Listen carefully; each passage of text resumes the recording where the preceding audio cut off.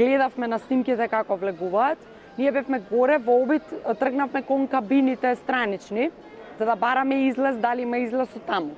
Излез бидејќи немаше, во еден момент се наместија 2 бироа за да се спуштаме долу. Со оглед на тоа што неколку пратенички се симна, јас кога видов дека почнаа масите да се треса, дека тоа не е безбедна операција, решив да останам горе. Се симнавме сите во долниот дел и тука разговаравме и во еден момент кршење, извици, страшна врева и најнаш влета толпа група на луѓе. Седевме во кабината со стол на вратата и се обидувавме да ги спречиме да не влезат, да не нанајдат. Од надвор Павле Богоевски се гледа како ги прима ударите, во обид да се повлече назад, бидејќи чул како велат да ги фрлиме од озгора. Видов дека сме во една слепа улица, во која што има само една врата, од каде што може да се упадне во секој момент, но немате алтернативен излез. Се поделивме, едните останаа на десната страна, другите отидоа на левата страна, јас сум од оние што отидоа сега лево. Тоа е ужасно една вознемирувачка слика, која што не ти дава никаква надеж, пошто мислиш дека ако Зоран Заев е со раскрварена глава и ако сите околу него, што се високи функционери, се со крвави глави, толпата, односно тие насилници, убици, криминалци, се обидуваат да ги убијат, тогаш надежта за сите нас беше се помала. Јас не очекував искрено дека жени ќе бидат тепани и мислев дека нашите животи не се во опасност. Пратеници не можете никако да им помогнете, а гледате дека агонијата продолжува да трае. Него видов нападот на Радмила Шекеринска, кој што е грозоморен чин. Не повлече и само кажа следете ме, успеавме од тој дел да отидеме во канцеларија каде што не смести. Некаде после вториот час, јас бев постојано во комуникација со мајка ми која беше буквално преплашена, која не знаеше дали сум жива до одреден момент. Татко ми кој што исто така беше многу загрижен. Сите мои пријатели, другари, активисти кои упорно ми пишуваа пораки како можат да ни помогнат, да тргнат на кај собрание, да нешто да направат за да не спасат. Меѓутоа, повикот беше за да седат мирни и да бараат упорно полиција, бидејќи полиција долу немаше. Слушнавме глас на еден од напаѓачите кој што вели: "Не ме снимајте, имам фамилија." Тие што напаѓа се плаша дека ќе бидат снимани бидејќи имале фамилија. Мислам, тоа беа парадоксални ситуации. Тие 3 часа каде што буквално заробени останавме таму. Јас немам никаква дилема дека упадот во собранието е организација од страна на ВМРО-ДПМН. Но дека дотаму ќе одат да нарачуваат и ликвидации, да одат со списоци на имиња на луѓе кои што треба да бидат ликвидирани, не можев да си предпоставам. Мислам дека тоа е најголемо варварство, дивјаштво, не знам, нема збор, психопатологија што можам да го употребам, бидејќи вакво нешто не можев да очекувам ни во најцрното сценарио, дека некој може да го нарача пратеници да бидат убивани, влечени, газени, тепани со се и се што, вклучително и новинари, во рамките на собраниската зграда. Како и да е, во тие моменти се слуша многу покотници, се слушаа детонации, веројатно тоа беа шок бомбите. Одеднаш се создаде страшен чат. Решивме да ја отвориме вратата, не знаејќи дали полицијата е на наша страна или на нивна страна, меѓутоа тоа моравме да го сториме инаку ќе се угушевме. Сод не очекував дека некој ќе тепа жени, дека ќе дупне глава на пратеничка со сталак, дека после така повредена, значи со изгубена крв, со се, дека ќе ја влече за коса до повреди. Значи јас не очекував дека дотаму се забегани работите кај оние кои што ги организираа настаните, дека ќе насускаат таков тип на насилство. Тие се моменти, знаете како, кога милион мисли ви прелетуваат во глава, во очекување дека еве сега ќе влезат во моментот и тоа ќе биде крај на се. Прв пат се качив на терасата, предходно не сум знаела дека има горе тераса, ниту сум погледнала, ниту ме интересирала, ама некој знаел да ги доведе низ тие лавиринти собраниски до пресалата и горе до терасата. Имав чувство на несигурност буквално спрема сите. Најпоразително е тоа кога немате чувство на сигурност во државни институции. И сега размислувавме дека дури кога ќе дојде полиција да не евакуира, да се обидеме да останеме што е можно подолго и ако може сами да се спасиме без да паѓаме во рацете на некој што може би е инструиран од ВМРО ДПМН, наместо да не спаси, да не направи нешто друго. Мислам дека беа тројца од тие што влегле во собранието, неовластено, и неколку наши пратеници, како заедно се евакуираат од Чадот. Беше чудно заради тоа што еден од нив не внесе во спротивна сала, значи не беше лице што е униформирано, и мојот прв инстинкт беше дека не треба да им веруваме и дека нема што они нас да не носат, заради тоа што тоа се луѓе што влегле да вршат насилство, без оглед што после тоа, по кажувањата на некои од колегите, тие се превртиле на страна да ги заштитуваат. Седевме така 3 часа. Јас само успеав да исконтактирам, бидејќи беше батеријата празна, пратив дома порака. Во меѓувреме татко ми беше дојден тука во околина. Само 2 пати го прашав дали доаѓа некој да не извлече. Обезбедувањето долу кое што лавовски ги бранеше нашите колеги, беше за огромна почит. И навистина во оваа прилика од срце им се заблагодарувам на сите тие луѓе кои што застанаа пред сите нас.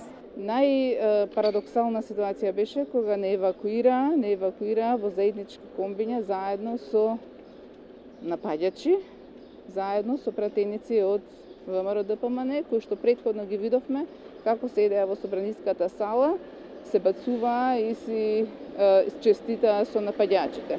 Која беше причината да ги носат со нас заедно оние кои што биле соучесници во злосторот, стварно не ми беше јасно. Но тоа очигледно беше една хаотична ситуација во која што некои работи не беа претходно обмислени. Бидејќи сценариот очигледно полицијата не го разработувала на начин на кој што требало да го разработи. Мислев дека ќе почне процесот на ликвидација одолу, а потоа како ќе наоѓаат пратеници дека така ќе ги ликвидираат. Во една од канцелариите, потоа во која што не преместија, таму имаше некои од напаѓачите кои што наводно помагале и кои што се жалеа дека би имале проблем ако ги дознаат нивните дека помагаат. Мислам, парадоксални ситуации. Нема чувство, искрено, немаше чувство. Тука беше само еден момент на шок, изненадување. Тоа е краен шок затоа што навистина не очекувавме дека ќе дојде до нешто такво. Сепак мислевме дека имаме некој одреден степен на заштита. Сме имале 1 милион мотиви да влеземе, да ги изнесуваме, да ги убиваме, што и да им правиме. Никогаш тоа не сме го посакувале, не сме го ни помислувале. Се ставам во позиција моите пријатели, моите другари активисти, да влезеа во собранието и да ги бара Никола Груевски заедно со неговите пратеници, дека јас прва ќе се испречев пред нив и ќе ги вратев назад моите другари и пријатели. Јас се прашувам како ќе влезам по некое време на седница со пратениците од ВМРО ДПМН, со оние кои што ги пратија насилниците да ги линчуваат моите колеги, со оние кои што ги отворија вратите, кои ќе ги видам, каква ќе биде таа средба. Сите ќе ве убиеме, нема никој да излезе жив од тука. Сега шарено нешто на Павле надвор, долу извици. Знаете што е најстрашното и уште ми звони во уши? Тоа е моментот кога крвниците тепаат без престан, скоро 3 часа. И упорно се слуша Македонија, Македонија. И во тие моменти јас само помислувам, добро, која Македонија тие извикуваат во моментот? Македонија која во моментот се наоѓаше на рап на граѓанска војна? Македонија која можеше да заврши со крвопролевање надвор по улиците? Македонија која можеше да заврши со мртви лидери на политички партии, воедно и пратеници? Македонија која што ги линчува своите народни избраници? Македонија која го силува 700.000-ното мнозинство граѓани? таа Македонија. Кога излегуваме од пленарната сала, колешката од ВМРО ДПМН Лилјана Кузмановска се слуша тоа како ни заканувачки ни вели: а каде сега ќе бегате? Следните сцени укажуваат на што мислела Лилјана Кузмановска. Пратениците од ВМРО ДПМН треба да одговараат за соучесништво, треба да одговараат за нечовечност, треба да одговараат за серија кривични дела, а она што би го издвоила е барем 0,03% од нив да има човечноста на Владко Ѓорчев од дадениот момент, без разлика кој што мисли околу тоа, ситуацијата ќе беше многу поинака. Господјата Ременски беше многу повредена, тоа не знам колку е забележано на камерите. Исто така и многу други колешки се физички повредени. Буквално тоа беше обид за убиство на Радмила Шекеринска, бидејќи ова сталакот на кој што стои камерата во моментот ако ви го треснам во глава со сета сила, веројатноста е огромна дека ќе ве убијам. И оваа траума ќе наследи до крај на животот. И при тоа, после тоа, ниту една пратеничка од ВМРО ДПМН. Даниела Рангелова тука е на чело, таа е председател на форумот на жени на ВМРО ДПМН. Да не излезе и да го осуди тој настан. Даниела Рангелова, која што е воедно и наша колешка, која што во обратна ситуација можела и таа да биде на местото на Радмила Шекеринска. Јас не чувствувам гнев, не чувствувам омраза спрема никого. Бевме во една од канцелариите со спуштани ролетни. Во другиот дел ги внесоа сите пратеници на ВМРО ДПМН. Ние бевме дел жени седнати. Дојде една пратеничка од ВМРО, не сакам да ја именувам за да не се налути, само изговори: многу ми е жал, извинете многу, никогаш нема да си го простам ова. И тоа го кажа во плач и во паника. Дојде уште една пратеничка од ВМРО, намерно не сакам да ги именувам, која што буквално се тресеше и прашуваше за повредените и толку.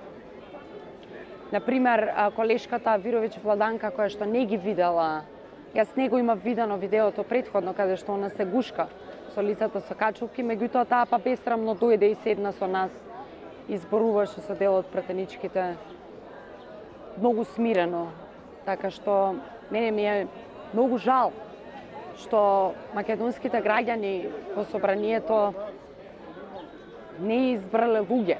Во нашите заложби за едно демократско општество не ја сваќам борбата за некоја лична демократија или лично видување на нештата. Не однесува во касарна, потоа таму сликата беше навистина страшна.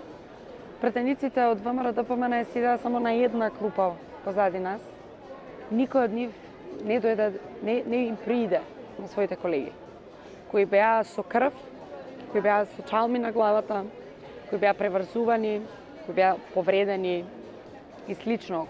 Не прашаа за тешко повредените и тоа е многу тажно. Меѓутоа, она што е потажно е што нашето општество задоено од национализам, нашето општество кое што слушаше одговорницата собраниска која нам ни обезбедува имунитет да кажеме што сакаме, се задои со силен национализам, за кој, за жал, на потешкиот пат ја научивме лекцијата што тоа значи. Само постои надеж дека најлошото помина, дека нема да се повтори. Заради тоа што, како велат, од тоа што се плашите, тоа ќе ве убие. Така што слободно се шетам, дури мислам дека на 1 мај имав една интересна сцена во Рамстор, тука во центарот, во самопослугата, кога на мене налета еден човек кој што тој се исплаши од мене. И јас останав збунета прво, потоа отидов да загледам кој е, видов дека е човек кој што е избричен во главата, набиен малце со мускули, така, баш она, кога цртате фоторобот на овие насилници кои што влегува во собрание, тој е тој фоторобот. Мислам дека тој се сепна кога ме виде, се исплаши и се виде неговата реакција. Така што, она што треба и граѓаните и другите мои колеги да го имаат во вид, дека не смееме да дозволиме стравот да не навладее. Никој да нема дилеми, тоа не беше народот. Тоа беа лица, платени криминалци, луѓе кои биле во затвор за двојни, тројни убиства, за силување, за тргување со дрога, за слични работи. Така што ако ВМРО-ДПМН се гордее со тој народ, тогаш ВМРО-ДПМН треба сериозни реформи во партијата да си обезбеди.